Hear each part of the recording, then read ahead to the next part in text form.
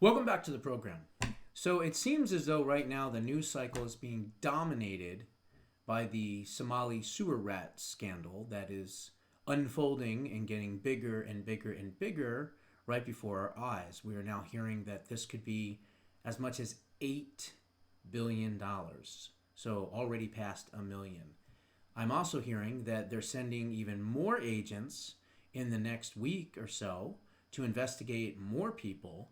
And at this point, it looks as though obviously Omar and Tim Walls and Ellison and Jacob Frey and many other people in Minnesota are wrapped up in this. Okay. So that's going on right now. There's a lot to talk about with that. But I figured I would talk about two other things that are happening that are good that are not gaining really any attention. So let's start with this one first.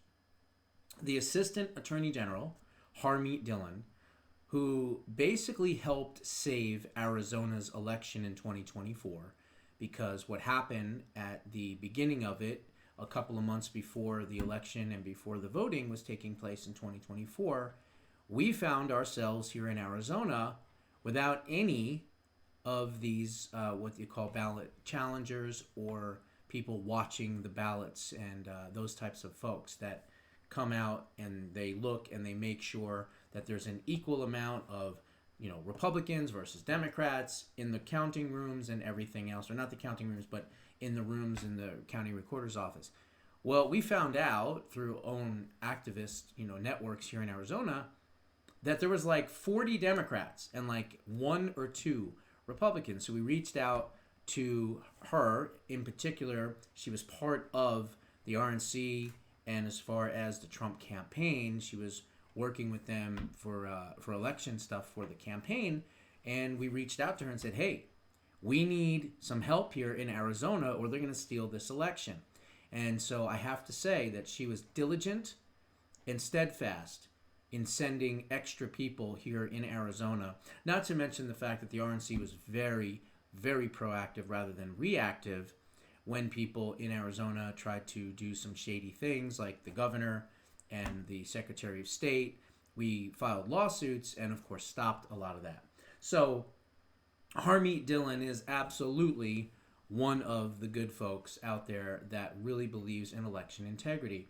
And now in her position as the Assistant Attorney General for Criminal Justice, she's really stepping up.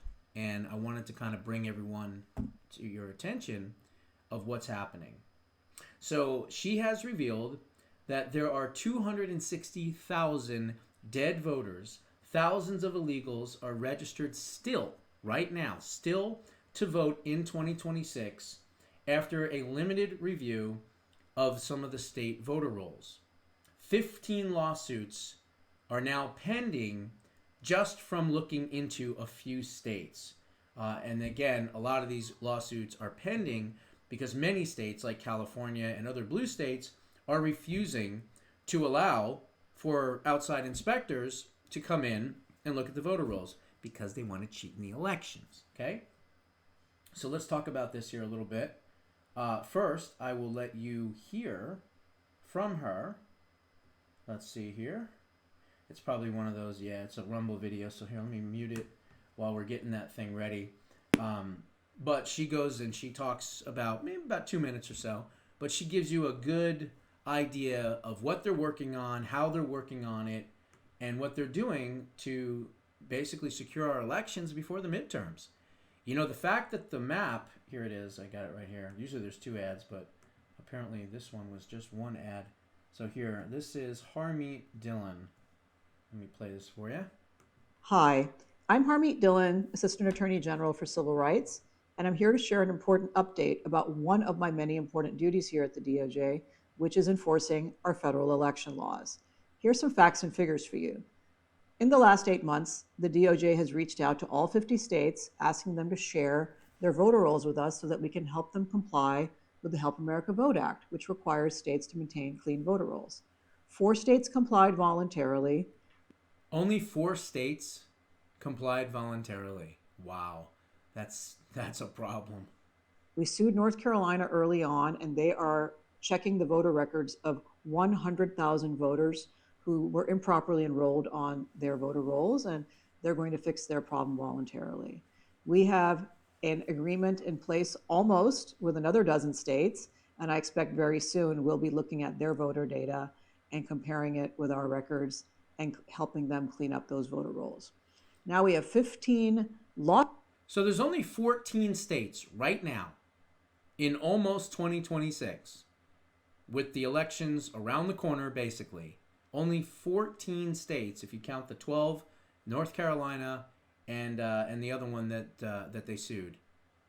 That's not a lot, and the 4 obviously that volunteered. So actually, so 17 states. Sorry, so about 17 states right now are in compliance out of 50. That's a problem. Lawsuits pending against 14 states. That's right.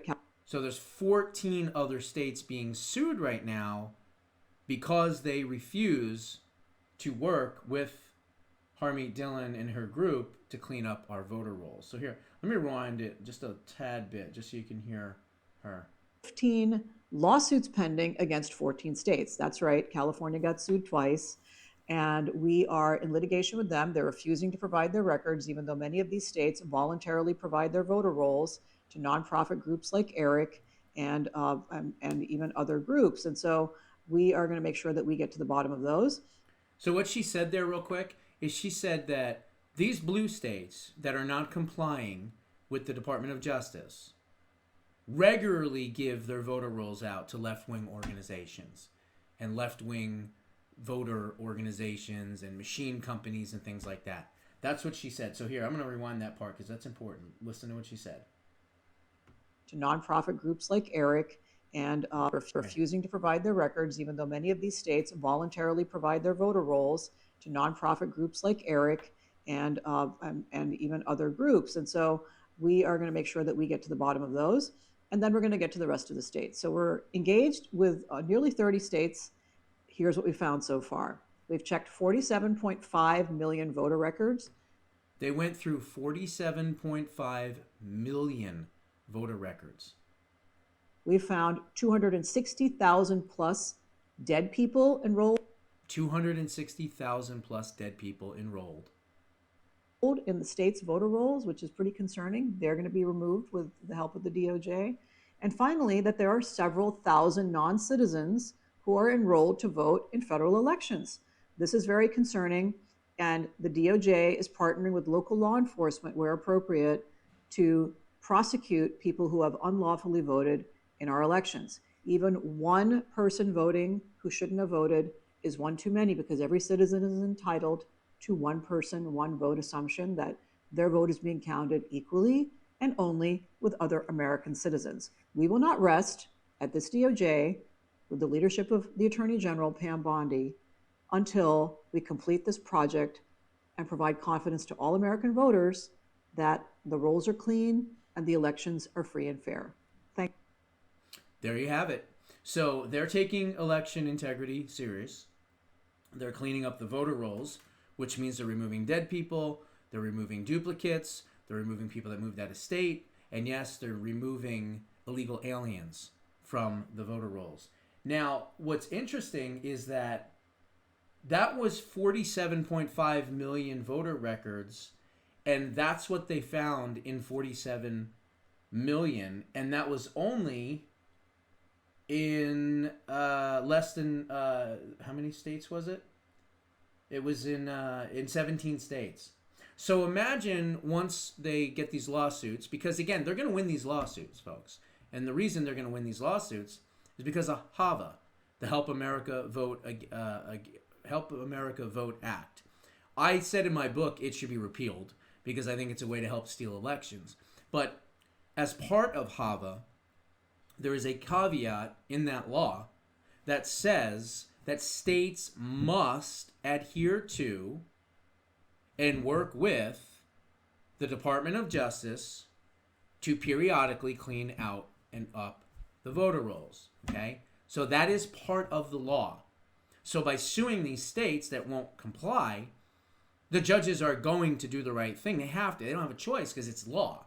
So they're going to rule in favor of the Department of Justice. Now, you could have some rogue judges that say, no, sorry, I'm not going to do it. And if it has to go to the Supreme Court, well, then it'll have to go to the Supreme Court, and they'll do the right thing. Remember what I say about the judicial gnats, right? So places like California had to be sued twice. I'm sure they're suing Oregon and Washington State and Vermont and Connecticut and, Rhode Island and New Jersey and just, all these blue states. I'm sure she said there's 14 other states that they're suing right now. So the good news is that they're going to win all those lawsuits. And the better news is they're going to be forced to allow the Department of Justice to go through all of their voter rolls, remove the dead people, remove the duplicates, remove the people that moved, and of course get rid of the illegal aliens. So in a way, this is like a roundabout without a law. In other words, the SAVE Act mandates that this all happens. They're just going to do it a different way. They're going to do it a piecemeal type of way. Now, you still don't have the federal requirement of all 50 states for voter ID. That would be, again, part of the SAVE Act. But this would, if they do this now before the midterms, this is going to help us tremendously because it's going to get rid of, like I said, all those other types of voters. So I wanted to point this out because I think this is excellent news, and nobody's talking about it. They're just talking about what's going on in Minnesota and all that, and of course that's important as well. But this one in particular, I wanted to bring to people's attention. So keep having hope. They're working behind the scenes, and they're working hard on cleaning up our elections. Those are my thoughts. What are yours? Put them down in the comments below. We'll see you in the next one.